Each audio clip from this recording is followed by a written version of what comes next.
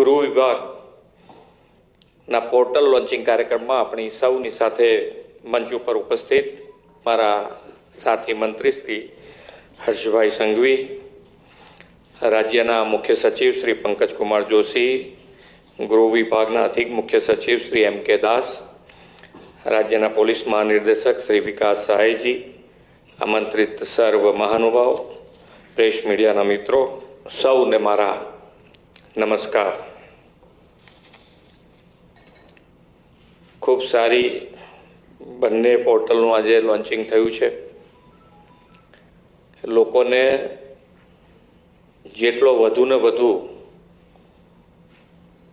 સરકારી કોઈ પણ કચેરી હોય એના ઉપર વધુ ને વધુ વિશ્વાસ કેવી રીતે ઊભો થઈ શકે એના માટે ટેકનોલોજીનો મેક્સિમમ ઉપયોગ કઈ રીતે કરી શકાય એના ઉપર ગૃહ વિભાગે ખૂબ સારી કાર્યવાહી કરીને આજે આ પોર્ટલના લોન્ચિંગ કર્યા છે. આવનાર દિવસોમાં આની અંદર જે સુધારા વધારા કરવાના થશે એ કરતા જવાય, પણ શરૂઆત કરીશું તો એની અંદર કંઈક ને કંઈક નાનું મોટું ભૂલો થવાની શક્યતા છે. એની અંદર આપણે કહીએ છીએ ને કે ભાઈ સુધારો કરવાવાળાની નજર કરતાં એની અંદર મિસશીપ કરવાવાળાના હાથ બહુ વધારે હોય, એટલે એની અંદર એ લોકો વર્ગી પડશે કે હવે આની અંદરથી કેવી રીતે બાધાઓ નાખવી એના માટે લોકો કામ કરતા હોય. આપણે એની સામું તો જોવાનું રહેતું જ નથી, આપણે આપણી રીતે આગળ વધવાનું છે. અત્યારે તો ભારતીય સેનાએ ઓપરેશન સિંદૂરથી અત્યારે સમગ્ર દેશમાં સિંદૂરના કારણે સમગ્ર દેશમાં ગર્વ અને રાષ્ટ્રહિત સર્વોપરીની ભાવના આજે વ્યાપી છે. આપણી સેનાએ ટેકનોલોજીની તાકાત અને સાહસથી ન્યૂ એજ વોરફેરમાં પોતાની પ્રતિષ્ઠા સિદ્ધ કરી છે. આ સમય આપણી સેના પર ગર્વ કરવાનો સમય છે. વિશ્વ નેતા અને યશસ્વી વડાપ્રધાન શ્રી નરેન્દ્રભાઈ મોદીના નેતૃત્વમાં દેશમાં દરેક ક્ષેત્રમાં ટેકનોલોજીનો ખૂબ તેમણે પ્રોત્સાહન આપ્યું છે. ભારતીય સેના પણ અતિ આધુનિક ટેકનોલોજીવાળા મેડ ઇન ઇન્ડિયાના હથિયારોની કમાલ આપણને સૌએ જોઈ છે. વડાપ્રધાનશ્રી હંમેશા નવી અતિ આધુનિક ટેકનોલોજીના હિમાયતી રહ્યા છે અને આવનારા સમયમાં પણ ભારતમાં રાષ્ટ્રીય અને આંતરરાષ્ટ્રીય સુરક્ષામાં ટેકનોલોજીનો ઉપયોગ ખૂબ વધવાનો છે. આપણે બદલાતી ટેકનોલોજીની સાથે તાલ મિલાવવો જ પડે. આજનો આ કાર્યક્રમ પણ ટેકનોલોજીના માધ્યમથી નાગરિકોની સેવા અને સુરક્ષાના ધ્યેયને સાકાર કરતો કાર્યક્રમ છે. આજે આઈ પ્રગતિ, સાયબર ક્રાઇમ રિફંડ પોર્ટલ, તેરા તુજકો અર્પણ અને અનફ્રીઝ પોર્ટલના રાજ્યના નાગરિકો માટે ખુલ્લા મૂકવામાં આવ્યા છે. આ પોર્ટલ દ્વારા નાણાકીય સાયબર ક્રાઇમને લગતી ફરિયાદોના આધારે ફ્રીઝ થયેલા બેંક ખાતાને પુનઃ કાર્યરત અને અનફ્રીઝ કરવા માટે નાગરિકોને સરળતા રહેશે.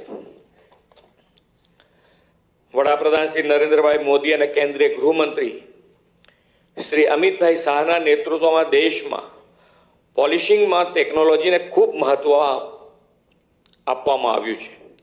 તેમના માર્ગદર્શનમાં કેન્દ્ર સરકારે અંગ્રેજ સમયના 3 ક્રિમિનલ કાયદાઓમાં બારીકાઈપૂર્વક પરિવર્તનો કરીને 3 નવા કાયદા લાગુ કર્યા છે. ટેકનોલોજીની મદદથી ગુનાઓ શોધવા, રોકવા અને પ્રોસિક્યુશન જલ્દી પૂર્ણ કરીને ગુનેગારોને ઝડપથી સજા થાય એ માટેના પ્રોવિઝન પણ આ નવા કાયદામાં ઉમેરીને ન્યાય પ્રક્રિયાને વધુ ઝડપી અને સુસંગત બનાવવાનો પ્રયત્ન કર્યો છે.